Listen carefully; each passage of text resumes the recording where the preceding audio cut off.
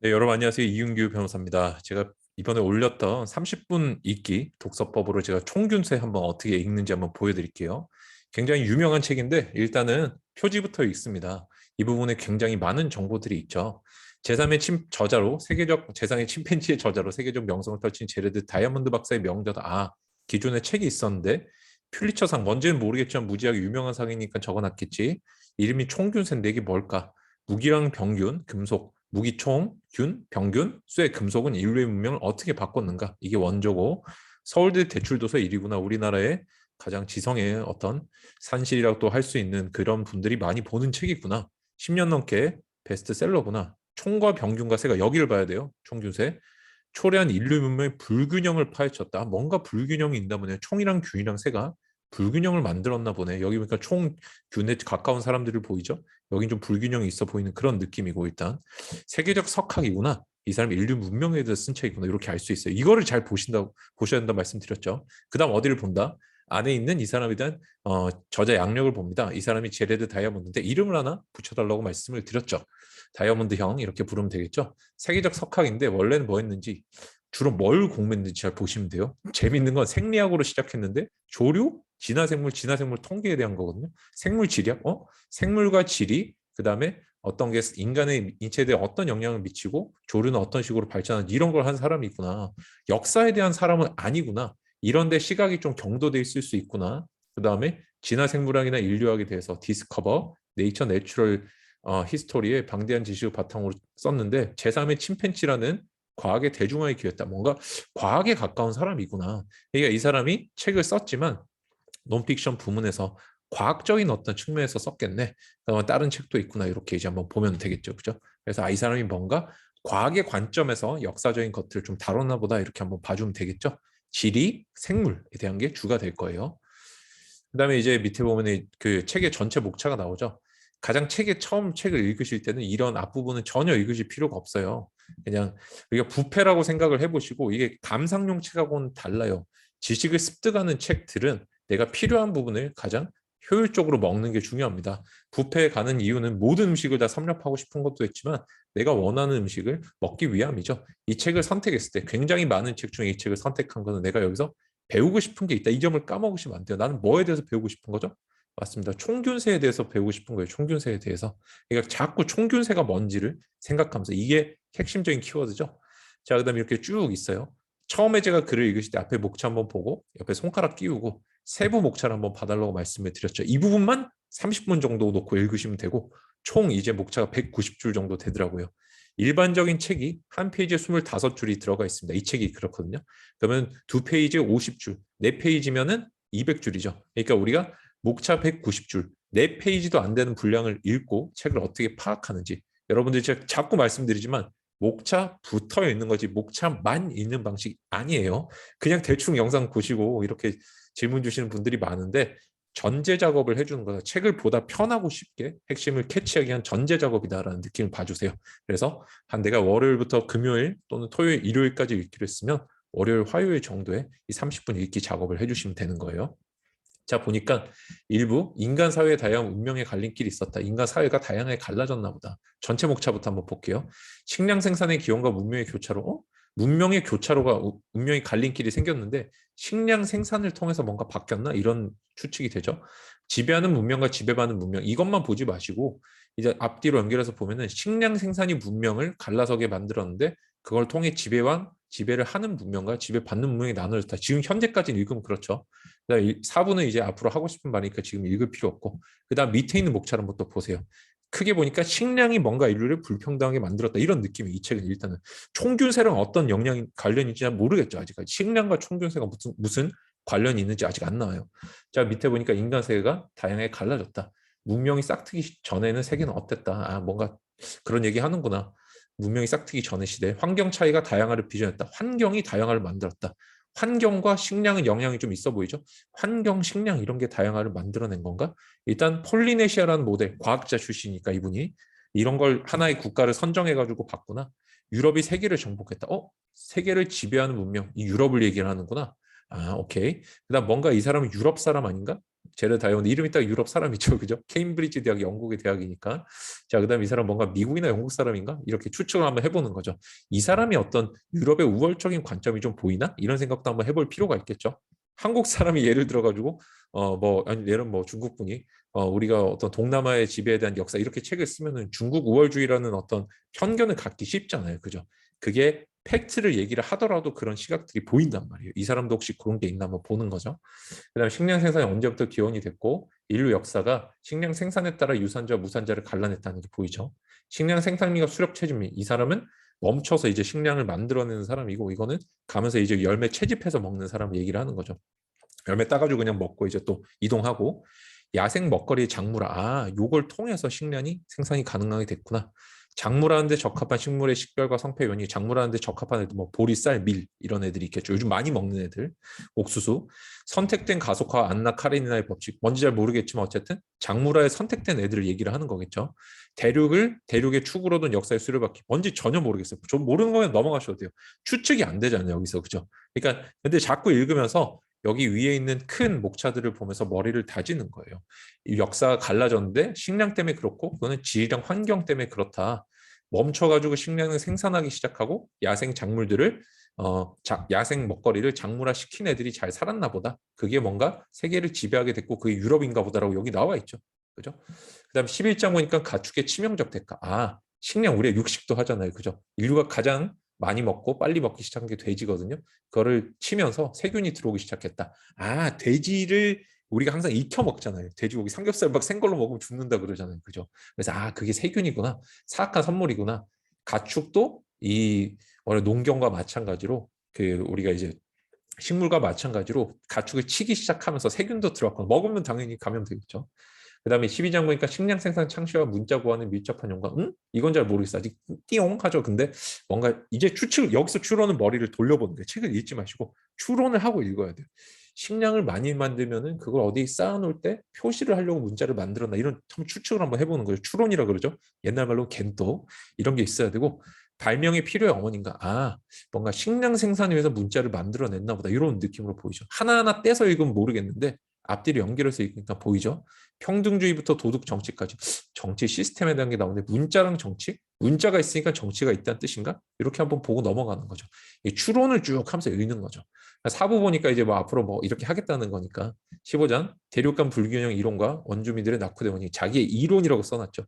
대륙 간에 뭔가 불균형이 있다. 유럽이 지배를 했다고 여기 나오잖아요. 세계를 정복했다. 그러면 유라시아 대륙이 있고 아메리카 대륙이 있고 그다음에 아프리카 대륙이 있고 그다음에 그 밑에 보면 오스트레일리아 이렇게 있겠죠. 한 4개 정도 이제 오스트레일리아 대륙이라고 하진 않지만 어쨌든 4개 정도 뭔가 불균형이 있겠구나. 원주민들이 낙후된 원인. 아, 원주민들은 낙후가 된다고 생각을 하는구나. 뭔가 유럽 사람들이 새로운 데 정복하고 옛날에 이제 대항해 시대 때 스페인이 세계를 정복해 나가기 시작하잖아요. 그죠? 처음으로 거기에 뭔가 원주민들 막 아즈카 문명 이런 사람, 아즈텍 문명 이런 사람들 막 죽었잖아요. 그죠? 뭔가 낙후된 원인은 뭔가 이런 데서 밖에서 유럽 애들이 뭔가를 들고 왔기 때문이겠구나. 여기서 한번 생각을 해볼 수 있는 거죠. 16장의 동아시아의 운명과 중국 문화 확산. 인띠용 왜 나온지 모르겠지만 여기도 침략 받았다는 뜻이죠.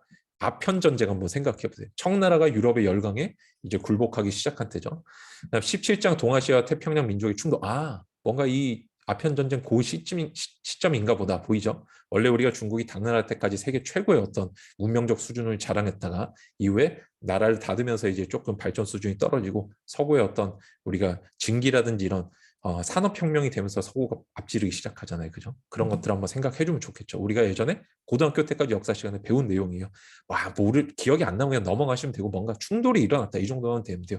중요한 거는 책을 읽을 때는 나의 전 지식을 동원해서 뭐를 붙잡고 팔지를 결정을 해야 된다는 거예요. 뭐를 읽을지가 너무 중요하다. 18장의 남북 아메리카와 유라시아보다 낙후됐던 원인. 남북 아메리카, 유라시아, 유럽이겠죠. 유럽보다 낙후됐던 원인. 보니까 옛날에 뭐 카이사르가 이집트 가고 이랬던 거 기억나시잖아요. 그죠? 아프리카 왜 흑인 천지가 되는가? 이건 조금 말이 표현이 안 좋네라는 느낌 들고. 과거로서 인류삼이래. 이 사람 과학자 출신이니까 이렇게 에필로그 쓰는구나. 하고 이제 세부 목차 이제 보는 거예요. 여기까지는 해서 내가 내용이 어느 정도 추측이 돼야 돼요. 뭔가 식량을 통해서 유럽이 세계를 정복했다. 그래서 불균형이 일어났다. 이건 불균형에 대한 책이라고 나오잖아요. 현대 세계와 불평등에 대한 의문. 유럽 중심의 세계다. 유럽의 식민지였던 미국이 독립해서 미국이 세계 1등 국가로 지금 자리 잡고 있고 중국이 치고 올라오고 있잖아요. 그죠? 여기에 대한 어떤 거를 얘기를 하고 있구나. 통계적인 관점에서 접근하려고 하는구나. 과학적인 관점에서. 세부목차를 보니까 이제 나오죠. 일정 문명이 싹트기 직전의 세계는 아까 인간 사회가 어떻게 문명의 갈림이 있었냐? 여기는 그냥 쭉 보시면 뭐 여러 가지 이제 어떤 문명에 대한 것들 나오잖아요. 그 다음에 밑에 보니까 모리오리족과 마을 환경 차이가 다양화를 빚어냈다. 아, 이 사람이 환경에 따라 식량 생산이 달라지고 그게 뭔가 유럽이 세계 정복하는 대로 갔다는 느낌으로 쓰고 있잖아요, 지금. 보니까 실험도 해보고 폴리네시아에는 환경적 변수가 있는데 작물화 뭐 환경 요인에 따라 작물화 방법이 달랐다. 아까 야생의 어떤 것들을 작물화 하는 애들이 잘 살았다는 느낌의 것들이 있었죠. 위에 목차를 보니까. 그 다음에 인구 밀도도 되게 중요했다. 아, 먹거리가 있으면 인구가 늘고 그게 정치, 경제, 사회의 다양화에 미치는구나. 다양화. 각 대륙의 다양화를 불러온 환경적 차이는 어떤 것인가. 이 사람이 다양화를 되게 키워드로 또 삼고 있다는 걸 알 수 있죠. 환경 차이가 어떤 정치, 경제, 사회의 다양화를 만들어낸다라는 말을 하고 있어요. 근데 그 환경 차이가 뭐다? 곡물에 대한 거라는 걸 알 수 있잖아요. 지금 작물 하는 방식에 대해서 계속 농경에 대해 얘기하고 있으니까 농경의 차이, 농경을 할 수 있냐, 또 채집을 하냐 그런 차이가 정치, 경제, 사회의 다양화를 미쳤다. 여기 빠진 말이 있죠. 정치, 경제, 사회 다양화. 자, 유럽이 세계를 정복했다. 약간 우리 동양 사람들 기분 나쁠 수 있지만 근대사의 가장 큰 충돌 아파우 알타생코 사건 뭔지 모르겠어요. 넘어가세요. 그대가 폐하여 포로가 된 것을 모욕을 생각하지만 이것도 뭔지 모르니까 넘어가세요. 스페인 아까 대항해 시대에 처음으로 나간 애들 콜럼버스 같이 나오고 그랬잖아요. 그죠? 원주민은 어떻게 참패시킬 수 있었느냐? 강력한 밑에 나오는 정복용의 말, 쇠무기, 총, 갑옷. 총균쇠 중에 지금 총하고 쇠는 나왔어요. 그죠? 얘들이 뭔가 총하고 쇠를 가지고 원주민들 정복했구나. 총균쇠는 불균형에 대한 건데 총과 쇠가 나왔어요. 그러니까 이거는 정복의 도구가 된다는 거죠. 총균쇠 제목의 의미는 뭐다? 정복의 도구 두 가지다. 불평등을 야기하게 된 원인 두 가지를 얘기를 하는 거죠. 그게 어디서 나왔다? 여기서 보니까 뭔가 환경과 식량에서 나온 것 같아요. 지금까지는. 자, 그다음에 치명적인 계산착오에 함정 속으로 뛰어든 원주민 지도자들. 우리 뭐 옛날 청나라도 마찬가지였죠. 유럽인이 신대륙을 식민지로 만든 직접적 요인들 뭐 이런 거겠죠. 여기 써놨잖아요. 작가가. 쇠무기 총 갑옷 때문에 막 들고 와서 막 쐈다. 일본에도 옛날에 보면 오다 노부나가 같은 사람들이 스페인의 어떤 철제 갑옷 같은 거 입고 내 이제 자기 통일을 하려고 하잖아요. 그죠? 통일 직전에 이제 혼노제에서 죽지만 어쨌든 이제 2부에 보니까 식량 생산의 기원과 문명의 교차로 문명은 식량 생산을 통해 교차를 만들어냈다는 건데 식량 생산이 어디서 왔는가 뭐 이제 쭉 나오겠죠. 가축과 작물화 이점과 그 영향, 인류 역사가 갈라놓은 유산자, 무산자, 식량 생산에 따라 갈라졌다는 느낌이 좀 나오죠. 그래서 이거 식량 이렇게 쭉 한번 크게 보세요. 이거 너무 꼼꼼하게 파고들지 마시고 전체의 느낌을 자꾸 봐주셔야 돼요. 작가 무슨 얘기 하려고 하는지. 가축화 작물화. 작물화, 야생식물 아까 가져다가 이제 키운다 그랬잖아요. 보리, 쌀, 밀, 뭐 옥수수, 감자. 감자 이제 옥수수는 신대륙 거 그죠? 가축화, 돼지, 소 이런 애들 잡아다 개 이런 애들. 지리적 시기적 차별성에 따른 수렵 채집민의 식량 생산. 채집민은 뭔가 무산자네, 무산자 그죠? 위에 목차랑 읽으니까 이게 왜 나온지 알겠죠? 멈춰서 이제 가축과 작물하는 애들은 유산자가 되고 돌아다니면서 음식 먹는 애들은 무산자가 된다. 뭐 우리가 보면은 돌아다니면서 유랑하면서 생활하시는 분들 보면 그렇게 부자는 아니잖아요. 현대를 봐도. 아니면 엄청나게 부자거나 그죠. 자, 6장의 식량 생산민과 수렵 채집민의 경제역제 나오네 여기 그죠. 유산자, 무산자. 유산자는 식량 생산민, 무산자는 채집민. 목차만 보니까 답이 다 나오죠. 너무 쉬운 책이죠. 총교세는 왜 수렵 채집민은 식량 생산 시작을 했을까? 돌아다니니까 제철 음식을 못 먹으니까 이제 키우기 시작했던 거죠. 그 다음에 뭔가 뭐 음식이 없으면 죽잖아요. 굶어 죽으니까. 유랑형 수렵 채집민과 정정 식량 생산자의 구별, 뭐 기준이 있겠죠. 자기만의. 뭐 셀황, 제가 잘못 쓴 생활 방식, 상대적 가치에 따른 먹거리 선호 순위 뭔지 있는데 뭔가 넘어가시면 돼요. 뭔가 있나 보다. 점진적으로 식량 생산 체계가 전파됐다. 이 식량 생산에 대한 얘기 자꾸 하고 있죠. 채집에서 생산으로 넘어오는 과정. 우리가 자꾸 까먹으면 안 돼. 이것들이 뭐를 총균세를 만들어냈다는 느낌이잖아요. 지금 자꾸 그 얘기 하고 싶은 거잖아요. 이 책의 목차를 보니까. 식량 생산과 수렵 채집은 상호 경쟁에 대한 방식. 이게 안 되면 저걸 하나 보다. 우리도 뭐 회 같은 거 먹잖아요. 그죠? 그게 대표적인 채집 방식 아니에요? 물론 요즘 양식 많이 하지만. 현재 이르도록 수렵 채집으로 남아있는 사람은 무산자로 남아있겠네. 목차 보니까 그렇게 나오네. 그죠? 유럽 애들은 생산의 대가구나. 이렇게 하고 싶은 말이 있나 보죠. 실장 보니까 좀 깊게 파고들었어요. 이건 조금 수준이 낮은 거죠. 이걸 하고 싶은 얘기보다. 식량 생산이 어떻게 불평등을 야기했냐. 식량 생산은 환경에서 온다는 얘기를 하고 싶었는데 유럽이 환경이 좋다는 의미가 있나 보다. 그죠?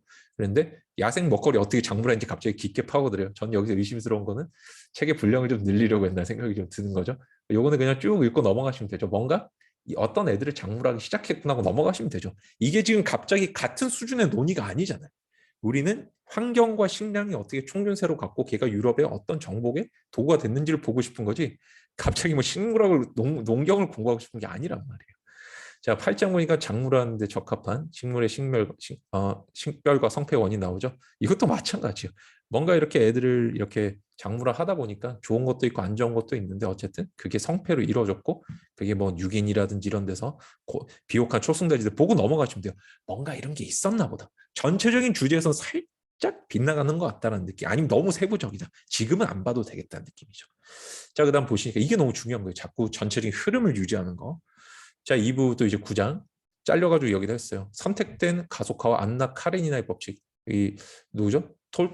그 러시아의 데모노 측이죠. 도에 갑자기 이름이 기억 안 나요. 저희 무식이 탄로났네. 어쨌든 이름이 갑자기 기억이 안 나는데 뭐 불륜에 대한 엄청 유명한 명작이죠. 엄청 책 두꺼워요. 뭐 무슨 말인지 모르겠어요. 저도 지금 책 이게 무슨 관련인지 안나 카레니나 불륜하고 무슨 식량 생산 무슨 관련인지 아직까지 모르겠고 읽어서는 저도 책 안 읽어봤어요 아직. 자, 행복해지기 위해 필요한 안나 카레니나는 읽고 총균세 안 읽어봤습니다 아직. 행복해지기 위해 필요한 수많은 성공 요소와 가축화된 대형 포유류.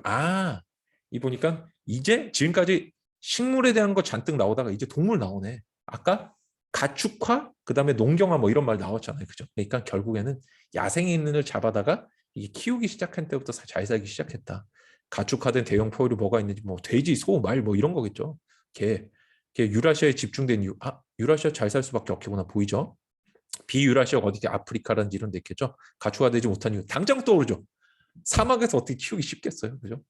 모든 야생동물을 한 번쯤 가축이 될 기회가 있었는데 지리에 따라 실패했다는 말을 하고 싶은데 뒤에 생략돼 있는 환경에 따라 그죠? 대형 포를 가축화 시기 장애 요인 뭐 지리겠죠. 이 사람 하고 싶은 말 환경 아니에요, 환경. 앞에 써놨잖아요. 지리 자기가 연구했다고.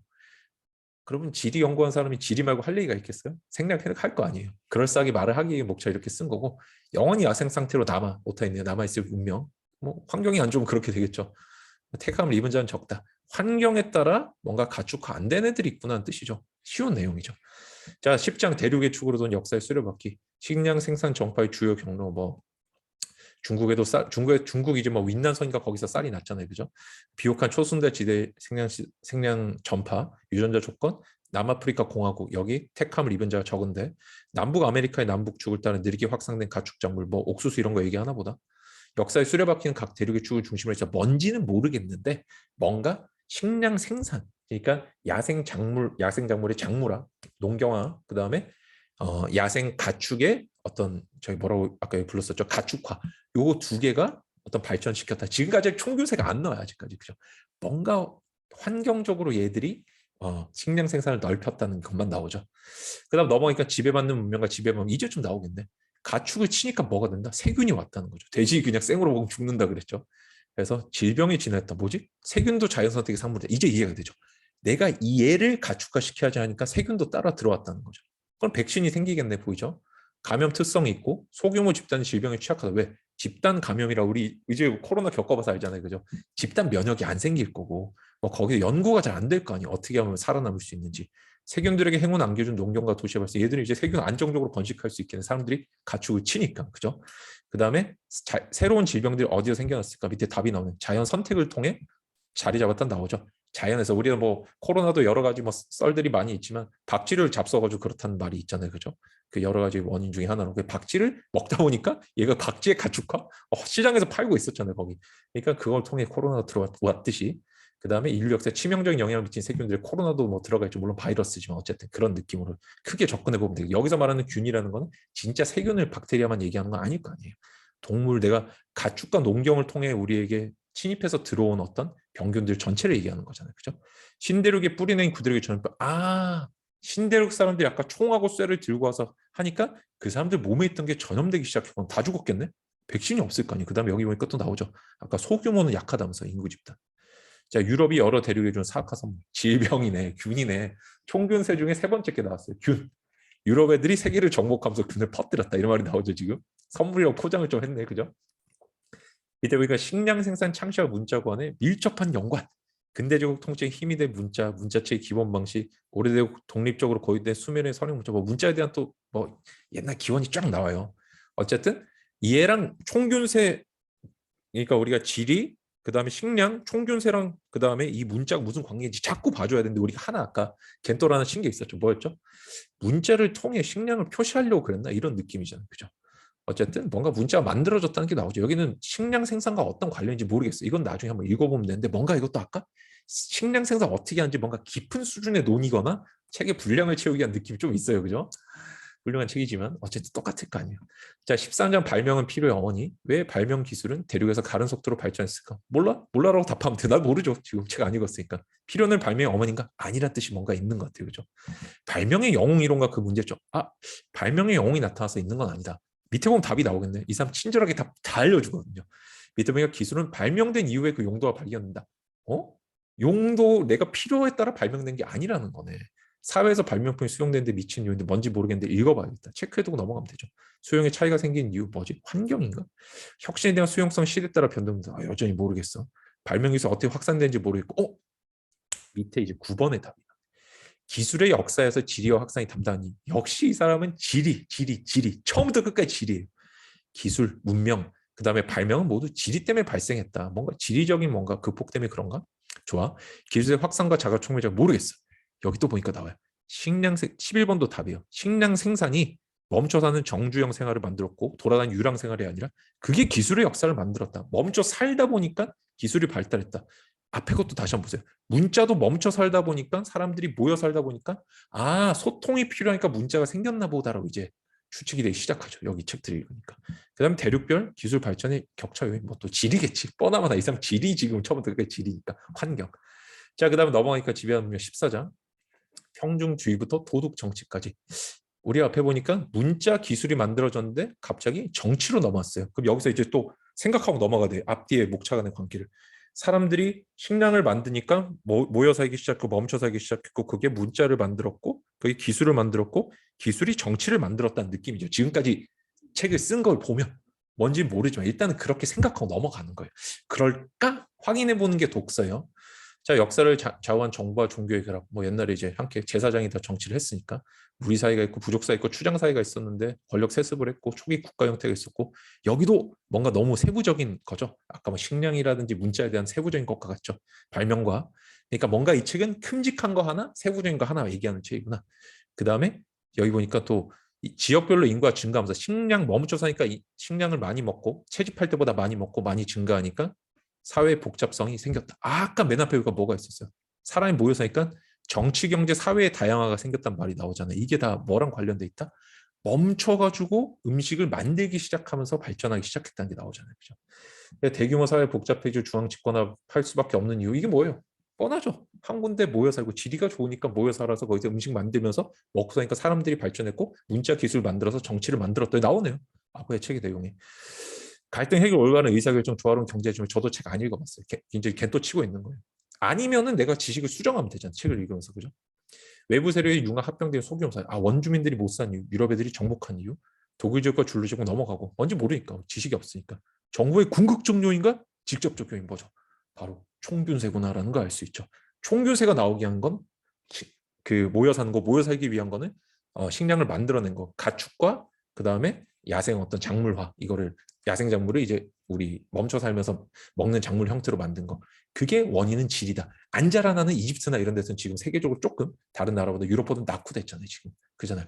아하, 이렇게 전체적인 흐름이 만들어지는구나. 사부 보니까 15장. 대륙 간 불균형의 이론과 원주민의 낙후된 원인은 오스트레일리아를 통해서 내가 유기니랑 한번 분석해 보니까 식물의 작물화가 여기서 일어났고 뭐 유기니가 뭐 있나 보다 그죠? 오스트레일리아 이게 안 되나? 뭐 이렇게 있나 보다. 하여튼 뭔지 모르겠지만 그냥 유기니 오스트레일리아를 통해서 했구나 넘어가는 거예요. 과학자니까. 근거를 대야 되니까. 인류의 문화와 기술 전달. 문화와 기술 전에 문자가 있어요. 문자, 그다음 모여 사는 거. 모여 살고 문자 만들고 기술하고 문화 만드는 게 환경에 영향을 미쳤다. 앞에는 뭐 다 얘기했는데 지금 똑같이 얘기하네. 나의 추측이 맞았구나 하는 거 알 수 있죠. 아, 너무 행복하다. 유럽엔 유기니 정보이자 자재들이 나중에 읽어보고 유럽의 총기 병원군 새가 원주민을 제거했다. 이게 이 책의 답이죠. 이 책의 답 총균세는 원주민을 제거하고 정복한 방식인데 그것은 정주사회는 가축과 작물에서 나왔다.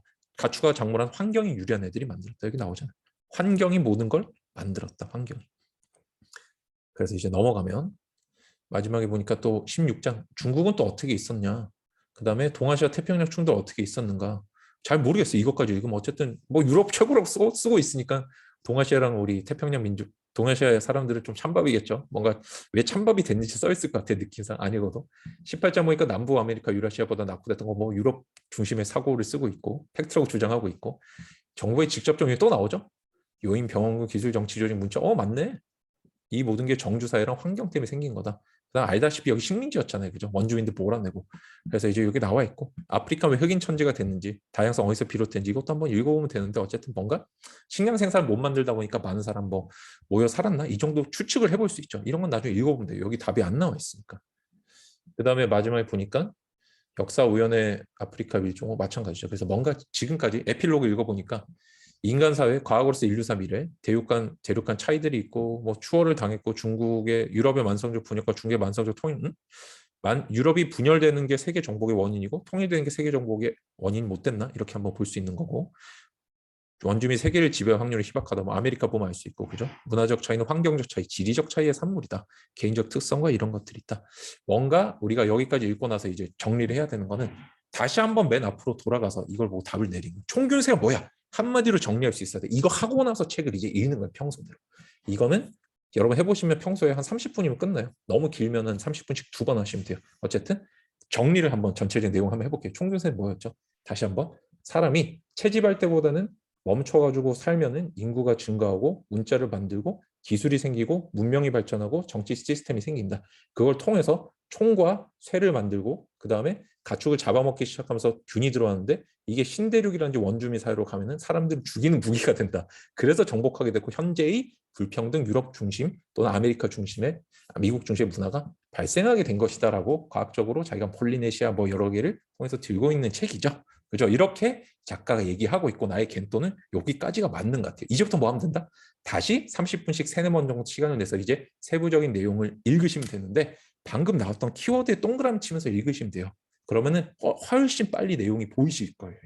이거는 너무 깊이 팠어. 이런 것들 보인단 말이에요.